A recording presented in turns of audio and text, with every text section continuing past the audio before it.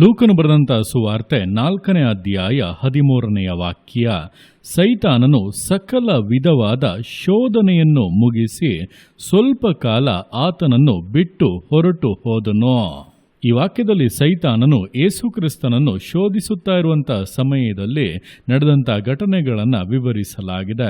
ನೋಡುವಂಥ ಸಮಯದಲ್ಲಿ ಯೇಸು ಕ್ರಿಸ್ತನು ತನ್ನ ಸೇವೆಯನ್ನು ಪ್ರಾರಂಭಿಸುವುದಕ್ಕೆ ಮುಂಚಿತವಾಗಿ 40 ದಿವಸಗಳು ಹಗಲು ರಾತ್ರಿ ಉಪವಾಸ ಮಾಡಿ ದೇವರ ಮುಂದೆ ಕಾದಿದ್ದು ಸಿದ್ಧವಾಗುತ್ತಿರುವಂಥ ಸಮಯದಲ್ಲಿ ಸೈತಾನನು ಆತನನ್ನು ಶೋಧಿಸುವುದಕ್ಕಾಗಿ ಬಂದು ಹಲವಾರು ವಿಧಗಳಲ್ಲಿ ಆತನನ್ನು ಶೋಧಿಸಿದನು.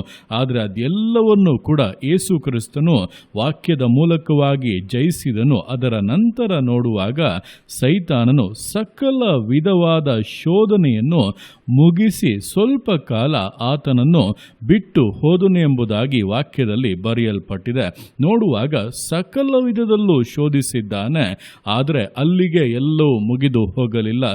ಸೈತಾನನ ಸಕಲ ವಿಧದಲ್ಲೂ ಜಯಿಸಿಬಿಟ್ಟೆ, ಇನ್ನು ಅಷ್ಟೇ ಅವನನ್ನ ಬಳಿಗೆ ಬರುವುದೇ ಇಲ್ಲ, ನಾನು ಅವನ ಮೇಲೆ ಪೂರ್ಣ ಜಯಶಾಲಿ ಎಂಬುದಾಗಿ ಇರುವುದಕ್ಕೆ ಆಗುವುದಿಲ್ಲ. ಸ್ವಲ್ಪ ಕಾಲವಷ್ಟೇ ಸೈತಾನನು ಬಿಟ್ಟು ಹೋದನು. ಅದರ ನಂತರ ಪುನಃ ಏನಾದರೂ ಅವಕಾಶ ಸಿಗಬಹುದಾ ಎಂಬುದಾಗಿ ಮನುಷ್ಯರ ಮೂಲಕವಾಗಿ, ಯಾಜಕರುಗಳ ಮೂಲಕವಾಗಿ, ಧಾರ್ಮಿಕ ಮುಖಂಡರುಗಳ ಮೂಲಕವಾಗಿ, ಪರಿಸಾಯರ ಮೂಲಕವಾಗಿ, ಕೊನೆಗೆ ತನ್ನ ಶಿಷ್ಯರಲ್ಲೇ ಒಬ್ಬನ ಮೂಲಕವಾಗಿ ಯೇಸು ಕ್ರಿಸ್ತನ ಜೀವಿತದಲ್ಲಿ ಹಲವಾರು ಶೋಧನೆಗಳನ್ನು, ಹಲವಾರು ವಿಧಗಳಲ್ಲಿ ಇಕ್ಕಟ್ಟುಗಳನ್ನು, ವೇದನೆಗಳನ್ನು ಉಂಟು ಮಾಡುವಂಥ ಕಾರ್ಯಗಳನ್ನು ಮಾಡಿದನು. ಇದೆಲ್ಲದರ ಮಧ್ಯದಲ್ಲಿ ಕೂಡ ಯೇಸು ಕ್ರಿಸ್ತನು ತಾನು ಹೊಂದಿದಂಥ ಜಯದಲ್ಲಿ ನಿರಂತರವಾಗಿ ಮುಂದುವರೆದು ಕೊನೆಗೆ ಸೈತಾನ್ನ ತಲೆಯನ್ನ ಜಜ್ಜಿ ಅವನ ಕ್ರಿಯೆಗಳನ್ನು ಲಯ ಮಾಡಿ ಅವನ ಕೈಲಿದಂಥ ಅಧಿಕಾರವನ್ನು ಕಿತ್ತುಕೊಂಡು ಮರಣವನ್ನು ಜಯಿಸಿದವನಾಗಿ ಜೀವದಿಂದ ಎದ್ದನು. ಇಲ್ಲಿಗೆ ಮುಗೀತಾ ಅಂದರೆ ಇನ್ನೂ ಮುಗಿದಿಲ್ಲ. ಯೇಸು ಕ್ರಿಸ್ತನು ಪರಲೋಕದಲ್ಲಿ ತಂದೆಯ ಬಲಭಾಗದಲ್ಲಿ ಕುಳಿತಿದ್ದಾನೆ, ಆದರೆ ಆತನು ಪುನಃ ಇನ್ನೊಂದು ಬಾರಿ ಲೋಕಕ್ಕೆ ಹಿಂತಿರುಗಿ ಬರಲಿದ್ದಾನೆ.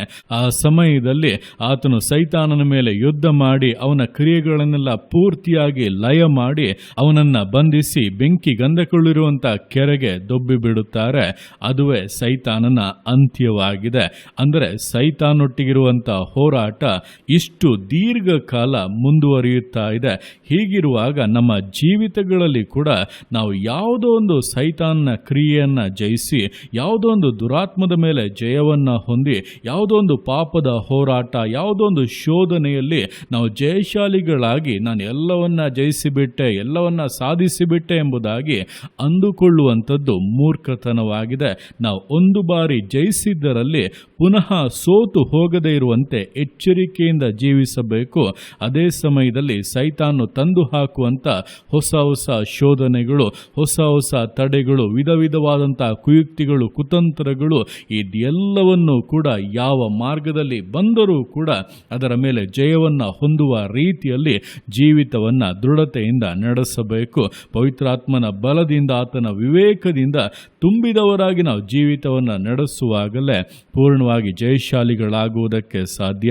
ಆದ್ದರಿಂದ ಈ ದಿವಸಗಳಲ್ಲಿ ನಮಗೆ ಕೊನೆಯವರೆಗೂ ಕೂಡ ಹೋರಾಟಗಳು ಉಂಟು. ನಾಚಿಕೆಗೆಟ್ಟಂತ ಸೈತಾನನು ಪದೇ ಪದೇ ಹೋರಾಡುವುದಕ್ಕೆ ಬರುತ್ತಾನೆ, ಆದರೆ ನಾವು ಸೋತು ಹೋಗದೆ ಪದೇ ಪದೇ ಅವನನ್ನು ಜಯಿಸುತ್ತಾ ಅವನ ಕ್ರಿಯೆಗಳನ್ನು ಪೂರ್ತಿಯಾಗಿ ಲಯಪಡಿಸಿ ಅವನು ನಮ್ಮನ್ನು ಮುಟ್ಟುವುದಕ್ಕಾಗದೇ ಇರುವಂಥ ಶ್ರೇಷ್ಠತೆಗೆ ನಮ್ಮನ್ನು ಪೂರ್ಣವಾಗಿ ಒಪ್ಪಿಸಿ ಸಿದ್ಧಪಡಿಸಿಕೊಂಡು ಅದಕ್ಕೋಸ್ಕರ ಜೀವಿತವನ್ನು ನಡೆಸುವುದಾದರೆ ಖಂಡಿತವಾಗಿ ಸೈತಾನನ ಮೇಲೆ, ಅವನ ಕ್ರಿಯೆಗಳ ಮೇಲೆ ಜಯವನ್ನು ಹೊಂದಬಹುದು.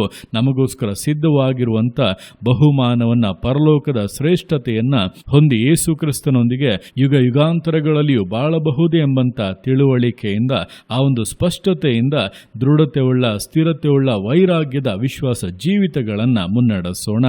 ದೇವರ ಕರಗಳಲ್ಲಿ ಸಮರ್ಪಿಸಿ ಪ್ರಾರ್ಥಿಸೋಣ. ಯೇಸುವೆ, ಸ್ತೋತ್ರ ರಾಜ, ಕೊಟ್ಟಂತ ದಿವಸಕ್ಕೋಸ್ಕರ ಸ್ತೋತ್ರ ಕರ್ತನೆ. ಈ ದಿವಸ ನಿನ್ನ ಕರಗಳಲ್ಲಿ ಸಮರ್ಪಿಸ್ತೇನೆ. ಪ್ರತಿಯೊಂದು ಜೀವಿತಗಳನ್ನು ನೀನು ಆಳ್ವಿಕೆ ಮಾಡು, ಬಲಪಡಿಸು ಕರ್ತನೆ. ಹೌದಪ್ಪ, ದಿವಸಗಳಲ್ಲಿ ಸೈತಾನು ಯೇಸು ಕ್ರಿಸ್ತನನ್ನು ಸಕಲ ವಿಧಗಳಲ್ಲಿಯೂ ಶೋಧಿಸಿದ ನಂತರ ಸ್ವಲ್ಪ ಕಾಲ ಮಾತ್ರ ಆತನನ್ನು ಬಿಟ್ಟು ಹೊರಟು ಹೋದನು. ಆದರೆ ಪುನಃ ಅವನ ಕ್ರಿಯೆಗಳು, ಅವನ ಕುತಂತ್ರಗಳು, ಅವನ ವಂಚನೆಗಳು ಹಲವಾರು ವಿಧಗಳಲ್ಲಿ, ಹಲವಾರು ವ್ಯಕ್ತಿಗಳ ಮೂಲಕವಾಗಿ ತೋರ್ಪಟ್ಟ ಹಾಗೆ ದಿವಸ ದಿವಸಗಳು ನಮ್ಮ ಜೀವಿತಗಳಲ್ಲಿ ಕೂಡ ನಾವು ಸೈತಾನನ ಜಯಿಸಿದ್ದೇವೆಂಬುದಾಗಿ ಅಂದುಕೊಂಡು ಒಂದೆರಡು ವಿಷಯಗಳಲ್ಲಿ ಉಬ್ಬಿಕೊಂಡು ಜೀವಿಸುವುದಲ್ಲ, ಪ್ರತಿನಿತ್ಯವೂ ಕೂಡ ಅವನನ್ನು ಜಯಿಸುತ್ತಾ ಇರಬೇಕು. ಜಯಿಸಿದಂಥ ವಿಷಯಗಳಲ್ಲಿ ಸೋತು ಹೋಗದಂತೆ ಅದರಲ್ಲಿ ಇನ್ನೂ ಎಚ್ಚರಿಕೆಯಿಂದ ನಡೆಯಬೇಕು. ಅವನು ತರುವಂಥ ಎಲ್ಲ ಹೊಸ ಹೊಸ ಕಾರ್ಯಗಳಲ್ಲಿ, ಶೋಧನೆಗಳಲ್ಲಿ ಜಯಶಾಲಿಗಳಾಗುತ್ತಾ ಕರ್ತನ ಬಲದಲ್ಲಿಯೂ ಕೃಪೆಯಲ್ಲಿಯೂ ಜೀವಿತವನ್ನು ನಡೆಸುವುದಕ್ಕೆ ಪ್ರತಿಯೊಬ್ಬೊಬ್ಬರಿಗೂ ಸಹಾಯ ಮಾಡು. ಈ ದಿವಸಗಳಲ್ಲಿ ಕರ್ತನಿನ ಮಕ್ಕಳು ಉರಿಯುವಂಥ ಬೆಂಕಿಯ ಜ್ವಾಲೆಯಾಗಿ ಪವಿತ್ರಾತ್ಮನ ಬಲದಿಂದಲೂ ಅಧಿಕಾರದಿಂದಲೂ ತುಂಬಿದವರಾಗಿ ಜೀವಿತವನ್ನು ನಡೆಸೋಕ್ಕೆ ಸಹಾಯ ಮಾಡು. ಎಂದಿಗೂ ಕೂಡಪ್ಪ ಸೈತಾನನು ಜಯ ಹೊಂದಬಾರದವನ ಕ್ರಿಯೆಗಳು ಲಯವಾಗಬೇಕು. ನಿನ್ನ ಮಕ್ಕಳಾದರೂ ಜಯವನ್ನು ಹೊಂದಿ ನಿತ್ಯವಾಗಿ ನಿನ್ನೊಂದಿಗೆ ಬಾಳುವಂಥ ಸೌಭಾಗ್ಯವನ್ನು ಹೊಂದಿ ಜೀವಿಸೋಕ್ಕೆ ನೀನು ಸಹಾಯ ಮಾಡು, ಆಶೀರ್ವದಿಸು. ನೀನು ಅರ್ಥಿಗೆ ಮಾಡುವಂಥ ನಿನ್ನ ಪ್ರೀತಿಗೋಸ್ಕರ, ಕೃಪೆಗೋಸ್ಕರಪ್ಪ ನಿಮಗೆ ಸ್ತೋತ್ರಗಳು. ಪ್ರತಿಯೊಂದು ಜೀವಿತಗಳನ್ನಪ್ಪ ನಿಮ್ಮ ಕರಗಳಲ್ಲಿ ಸಮರ್ಪಿಸ್ತಾ ಅದನ್ನ ಆಶೀರ್ವದಿಸು, ಮಾನಿಸು, ಘನಪಡಿಸು. ಎಲ್ಲ ನಿಮ್ಮ ಕರಗಳಲ್ಲಿ ಸಮರ್ಪಿಸಿ ಎಲ್ಲ ಸುತ್ತಿಗನ ಮಾಹಿನಿನೊಬ್ಬನಿಗೆ ಸಲ್ಲಿಸಿ ಯೇಸುವಿನ ನಾಮದಲ್ಲಿ ಬೇಡುತ್ತೆ ನಮ್ಮ ತಂದೆಯೇ, ಆಮೇನ್, ಆಮೇನ್.